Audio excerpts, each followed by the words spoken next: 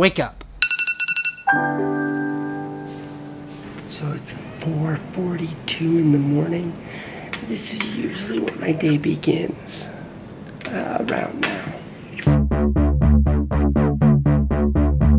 This is what my day looks like. This is what every day looks like.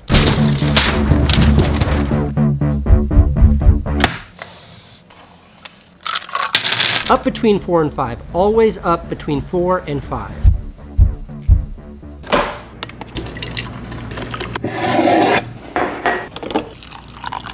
Cup of coffee, then I sit down at my computer. This is my favorite part.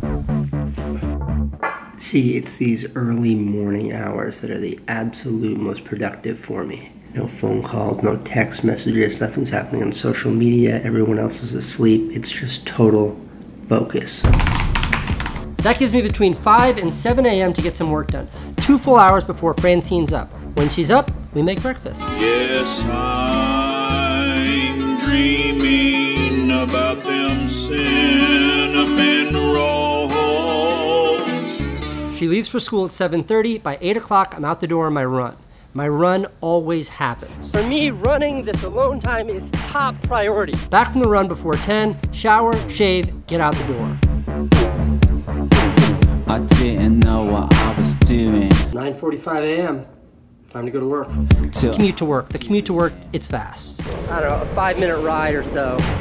I didn't know where I was going till I abused it. 10. Try to always be in the office by 10, and then it's work. Till I was out of there. Busy work, email work, phone calls work, sitting in my office work, shooting in my office work, shooting outside work, having lunch. 368 work, meetings work, meeting with this guy work, talking to her work, getting it done work. Hey, Levi, I'll call you in 5. Leave the office before 6. 6 o'clock, headed home. 6 to 10 is family time, and it's non-negotiable. Baby's asleep before 10. I know she should be asleep sooner, we're terrible parents. Baby's asleep at 10, I go to the gym from 10 to 11. 11 o'clock, I pass out. Levi, what time do you wake up? 9 a.m.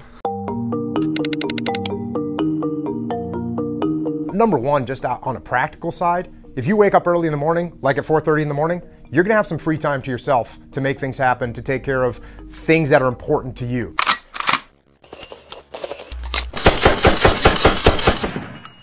Let's say you're the most ultra motivated guy in the world. When that alarm clock goes off, there's at least 50% of the time where you just, that soft little pillow is just caressing your head and you want to stay there.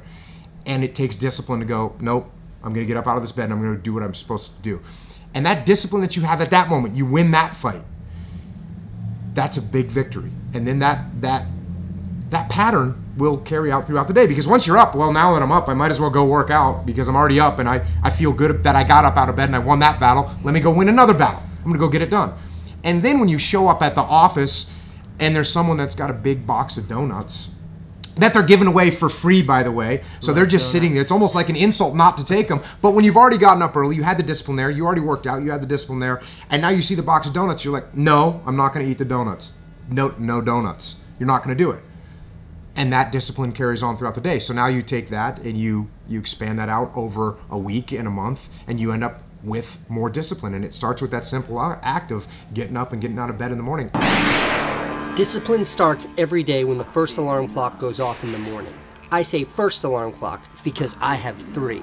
The moment the alarm goes off is the first test. It sets the tone for the rest of the day. The test is not a complex one. When the alarm goes off, do you get up out of bed or do you lie there in comfort and fall back asleep? If you have the discipline to get out of bed, you win. If you are mentally weak for that moment and you let that weakness keep you in bed, you fail. Though it seems small, that weakness translates to more significant decisions. But if you exercise discipline, that too translates to more substantial elements of your life. Okay, Jocko, let me try to butcher your bio a little bit. You were a Navy SEAL commander? Lieutenant commander. In the Navy SEALs, you did how many tours in Iraq? I did 2 tours in Iraq. And then you were a Navy SEAL instructor. So then you took your learnings from the battlefield and you taught future generations of SEALs what you learned. Yeah, and a lot of times when people think about SEAL instructor, they think of what you see on TV. We're a SEAL team. We're here to get you out.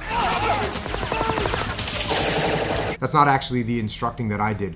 The instructing that I did was for SEALs that had already been through that basic training, and maybe they'd made multiple deployments overseas, but a SEAL platoon has to prepare and work together and get to know each other and learn how to function together as a team. And in order to get there, they go through pretty arduous training, actually extremely arduous training, and that was the training that I ran. Sometimes, even if you're the most highly motivated person in the world, that grind starts to beat you down a little bit. And that's when you have to stop looking at the short-term thing, because that's not getting you to get it done. And you got to look, okay, what is the long-term goal that I'm looking at? What am I really trying to get done in the long term? And you say, oh, you know what? I'm actually waking up today early so I can be ahead of the curve, so I can sell more of these widgets or whatever, so that I can buy a house. And you know what? Today matters. Today matters. This decision that I'm making right now is that first step. It's me taking one stroke, swimming in the right direction, heading towards the shore. And if I don't take this, I'm not making any progress. Okay, Jocko, one piece of advice for someone who's thinking about whether it's waking up early or just having more discipline in their day. One piece. Okay. Discipline equals freedom. That's the key piece of advice. So listen here. Have you written a book called that yet? I did write a book. It's right here. Okay. Okay. Yeah. The discipline equals freedom. We all want freedom, right? We all want to have freedom. We want to have financial freedom. We want to have more free time. We want to have physical freedom. That's what we want. Everyone wants freedom, of course. But if you want to have freedom in your life, the way to get to freedom is through discipline. That's how you get there. So if you want to be financially free, you have to have financial discipline. You have to save your money. You have to work hard to earn more money. You have to not buy stupid things that you don't actually need, right? You need to save that money and invest it properly. All that takes discipline. And if you have that kind of discipline, you'll end up with more freedom. If you want to have more free time, everybody wants more free time. But if you want more free time, how are you going to get it? You have to have more disciplined time management. Less Fortnite, more work. When you get done doing something that's a complete waste of time, how do you feel at the end of it? Right, terrible. Yeah. You feel happy while you're doing it. Oh, this is kind of fun. This is stimulating my brain a little bit. And then you get done with it and you realize that you could have done something productive and you don't feel good about it. I was just explaining to this guy why I eat buckets of cold oatmeal every day, because I don't care about it. It's just healthy and I feel good all day. Oh yeah, that's a great example, because everybody knows that when you're eating that cheeseburger, I mean, come on, that thing tastes So good. good. But literally, how bad do you feel 38 minutes when you've got done eating a cheeseburger and fries? You're suffering. You feel horrible. Yeah. What about the people that blame circumstance for not being able to take ownership and build that discipline? So they're just constantly like pointing outside themselves. How do they like acknowledge that? No, I have the opportunity right now. Yeah, that's the fundamental core of where this is a problem, is when people look around and if they're in business, they blame the market, or they blame their competitors. Or if they're personal life, they blame their family, they blame their parents, they blame everyone else, and they never look at themselves and say, you know what, maybe it's not this is my fault, but what can I do about it?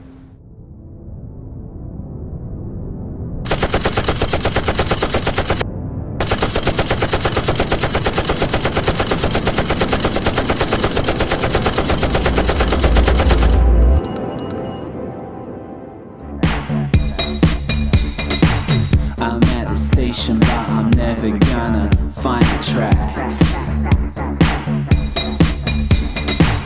I was surprised to see you standing in the cold. So the question I get asked most often about my schedule is, where do I find the hours? Like, how am I not exhausted all the time from waking up so early? See, your hours of the day, that time is fungible, meaning you can take hours from one part of your day and move it to another part of the day. So I made a decision to take 2 worthless hours. Those are the hours between 11 p.m. and 1 a.m. Those are like Netflix and chill hours. I took those hours, totally unproductive hours, I moved them to 5 a.m. to 7 a.m.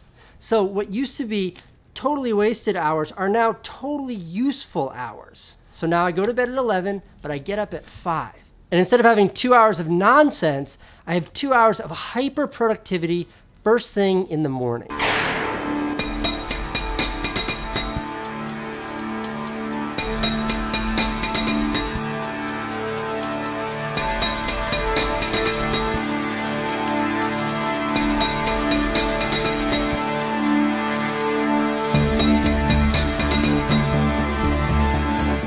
Jocko has a fantastic podcast and a whole bunch of books, including this new one.